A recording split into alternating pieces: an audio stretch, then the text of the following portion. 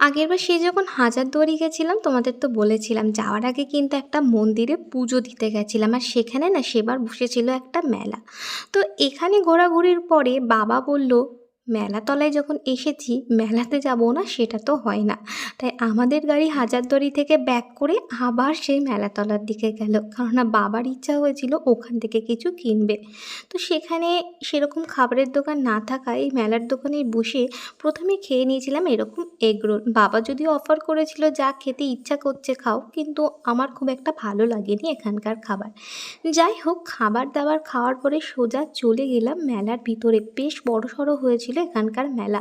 তো এখানে টুকটুক করে অনেক কটা জিনিসই কেনা হয়েছিল।